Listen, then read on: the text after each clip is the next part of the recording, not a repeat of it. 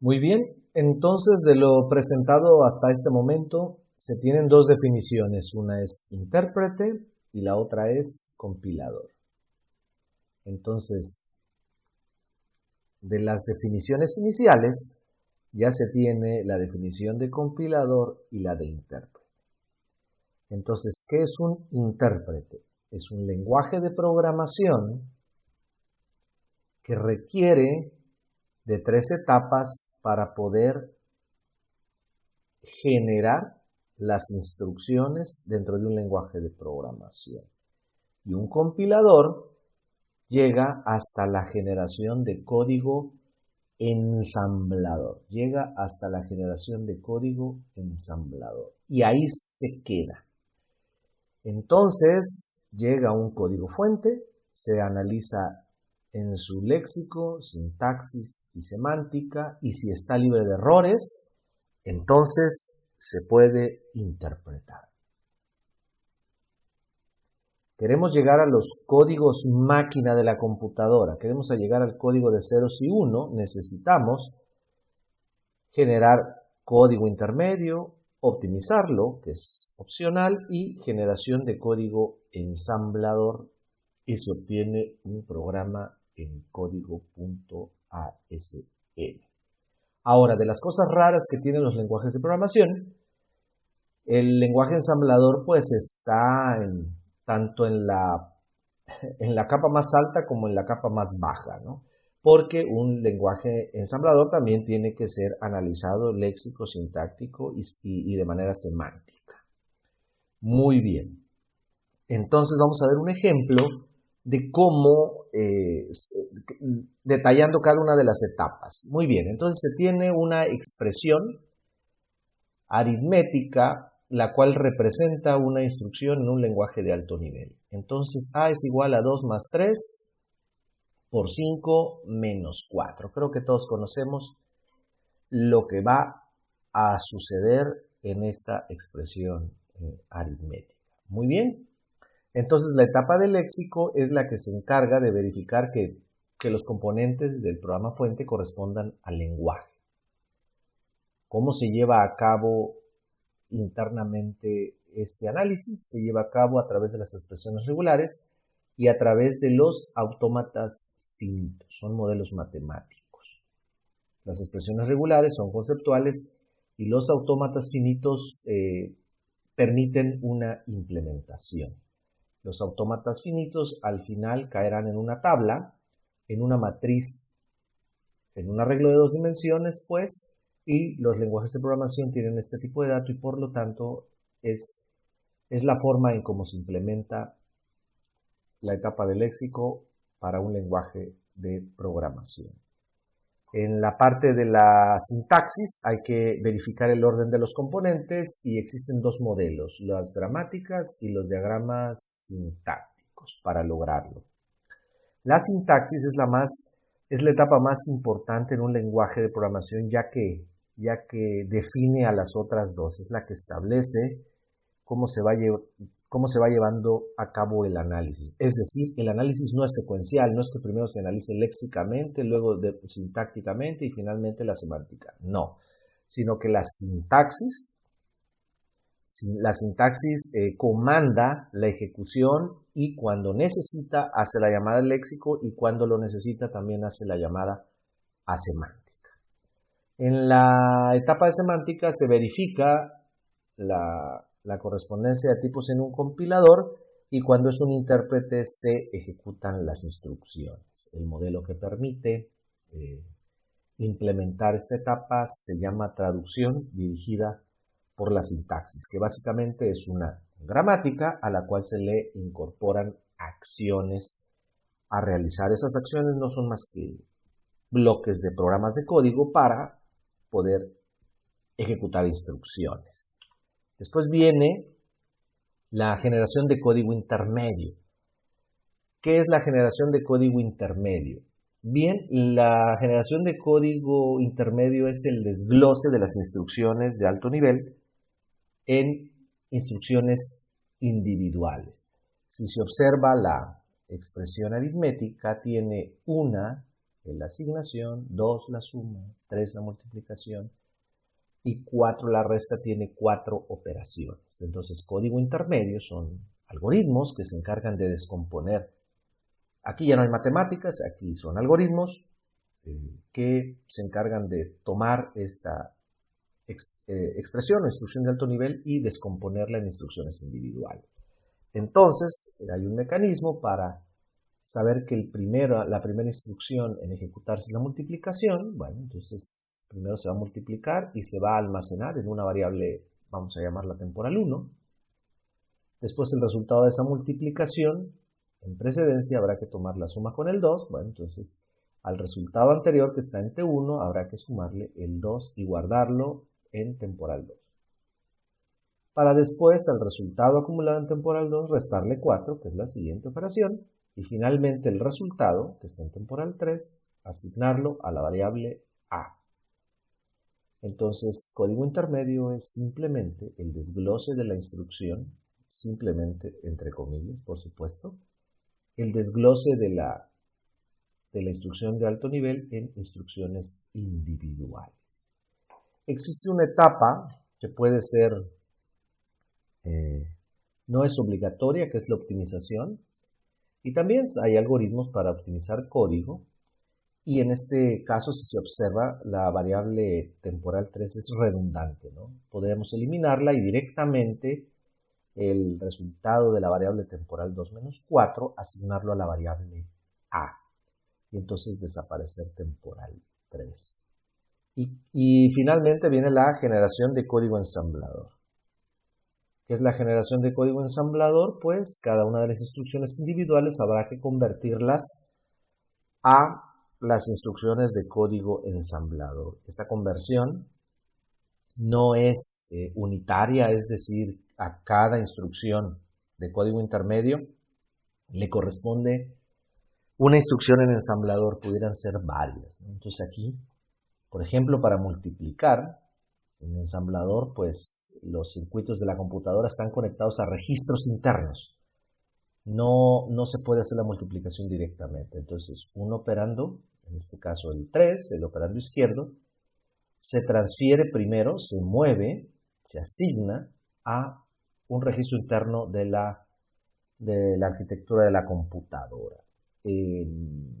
Desconozco en este momento si ya tienen el antecedente de arquitectura de computadoras o de ensamblador, pero basta con darles un nombre. Entonces, el nombre que tienen los registros es simplemente A, B, C y D. Y dependiendo si se quieren utilizar 8 bits, se utiliza la H. Si se quieren utilizar 16 bits, se utiliza la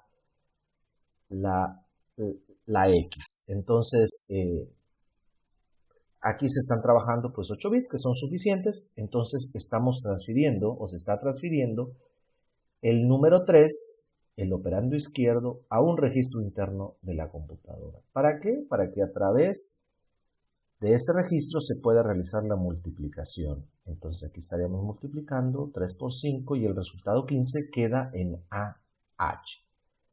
¿Qué sucede? Bueno, pues ya teniendo el 15, ahora habrá que sumarle el número 2. El resultado se queda en el registro establecido. Entonces ya tendríamos 17. Y a ese valor de 17 que está en H se le quita el 4 y tenemos el dato 3. ¿Qué se hace con ese valor 13? Se carga a la memoria, entonces AH pasa su resultado a la variable A. Entonces aquí se puede observar el camino necesario para llegar a código ensamblador. Entonces los lenguajes de la década del 50 eran en ensamblador.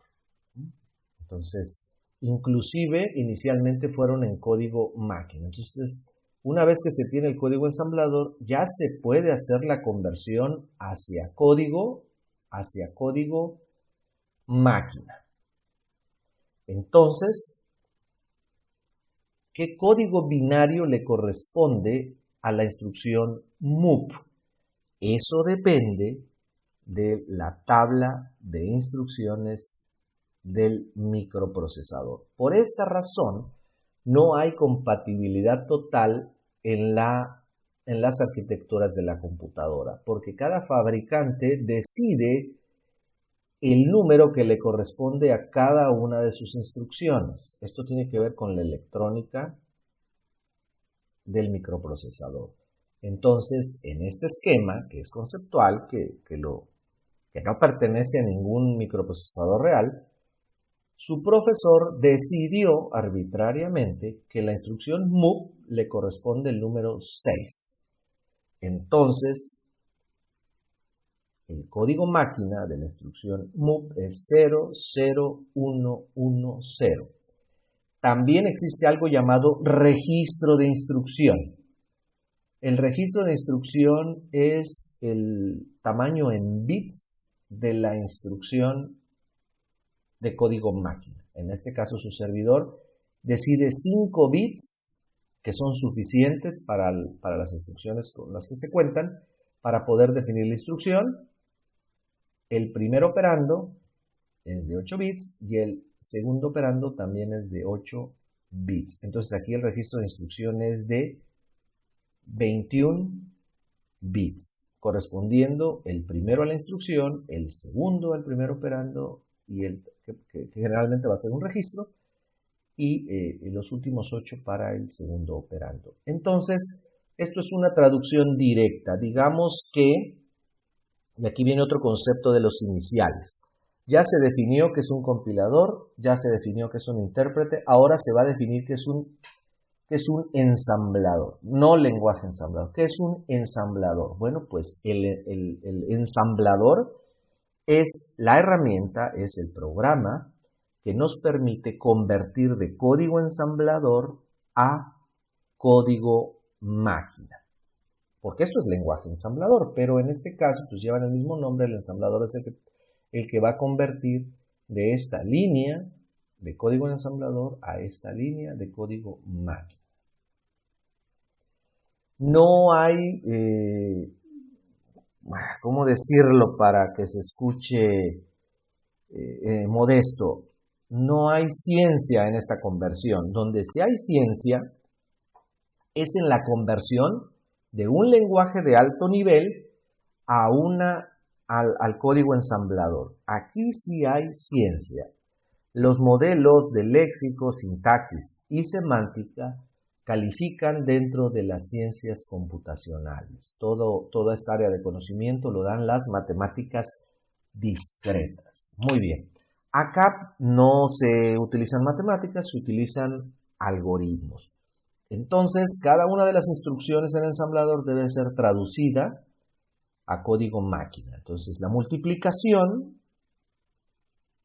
es en el tablero el número 2. ¿Qué pasa con AH? Entonces les mencioné que era A, B, C y D, los registros para poder procesar la información, la circuitería de aritmética y lógica. Entonces a la letra A simplemente le voy a llamar 0, a la letra B, si existiera, pues la 1, a la C la 2 y a la D la 3. Entonces, por esa razón, todos los 8 bits correspondientes al registro pues tienen el valor de 0 porque siempre se está utilizando el registro H. ¿Qué pasa con la variable A? Aquí la variable A tiene un valor diferente. Entonces, este valor corresponde a una localidad de memoria y también es un dato arbitrario. En este esquema, pues la memoria sería muy pequeñita, son 8 bits, solamente se podrían almacenar 256 valores. Entonces, cuando un lenguaje de programación declara una variable, esta variable pues tiene que ocupar una dirección de memoria, un espacio. Vamos a suponer que este es el espacio que se le asigna. Entonces, de ahí se explica cada uno de los valores que están ocupados en el registro de instrucción en la parte que corresponde al primer operando. ¿Qué pasa con el segundo operando? Pues ese es muy sencillo, ¿no? Tiene un 3, bueno, pues ahí vemos el 3, tiene un 5, aquí vemos el 5 en binario, tiene el 2, el 4 y el 0. Fíjense, ¿por qué 0? Bueno, pues porque es el registro AH. Entonces, ¿cómo podemos saber si se trata de un registro o si se trata de una dirección de memoria? Bueno, pues se puede saber a través de la instrucción. Claro, aquí estamos siendo muy conceptuales. En la realidad, todavía hay que hacer muchas consideraciones, pero a nivel conceptual, pues esto es válido. Entonces, si tomamos arbitrariamente cualquiera de estas instrucciones, por ejemplo, la de sub AH,4, sub, bueno, porque aquí aparece el número 1, pues vámonos al tablero, y sub, que es restar, pues ocupa el número 1. ¿Por qué se tiene este valor 0? Bueno, ya se mencionó que es el registro H, puede ser BH, sería 1, CH sería 2, y así. Y pues el número 4. Entonces, esta instrucción de alto nivel, que es 2 más 3 por 5 menos 4, se convierte en código binario. Y ahora sí, la computadora ya puede reconocer estas líneas de código. Esto es lo que hace un compilador junto con un ensamblador. Entonces, volviendo a los conceptos, técnicamente un intérprete es un lenguaje de programación que realiza 3 etapas. Si llega a la generación de código ensamblador, estamos hablando de un compilador. Hasta aquí se queda el compilador. Después entra a chambear otra herramienta que se llama ensamblador y genera el código máquina. ¿Qué extensión lleva este código máquina? Pues bien, pues la extensión que lleva este código máquina es .obj, de la palabra objeto. Entonces han pasado muchas cosas. Una instrucción de alto nivel se analiza léxicamente, sintáctica y semánticamente. Si está libre de errores, se puede interpretar. Ahí se queda Python. Siguiente, se genera el código intermedio. Ahí se queda Java. Y posteriormente se optimiza, se genera el código ensamblador. Ahí se queda C. El de los que están aquí presentados, pues sería lenguaje C y C++. Posteriormente, ya se tiene que procesar mediante un ensamblador para generar el programa objeto. Muy bien, ahora vamos al revés. ¿Qué pasó con los primeros lenguajes de programación? Los primeros lenguajes de programación empezaron con el código máquina, se programaban con código máquina. No existía nada. Entonces, cuando los norteamericanos dijeron, hágase la computadora, se programaba de esta manera. Entonces, vienen una serie de científicos y empiezan a crear una herramienta llamada ensamblador. Entonces, es más fácil acordarse de una abreviatura, de un registro, de un número decimal, que en binario. Entonces, se crea código ensamblador, que ya fue un gran avance. Y posteriormente vino otra camada de científicos que empezó a buscar la manera de llevar una instrucción simbólica de un lenguaje de alto nivel, estamos muy lejos de que sea lenguaje natural, y llevarla hacia traducirla hacia código intermedio, optimizarlo y después generar código ensamblador. Este trabajo llevó mucho esfuerzo y llevó muchos años. Entonces, para llegar hasta acá, hay 3 conceptos: intérprete, compilador y ensamblador. En términos generales, le llamamos compilador a todo el proceso de conversión. Está bien, es una definición válida, pero después de esta explicación, pues ya conocemos el detalle técnico de cada uno de esos conceptos.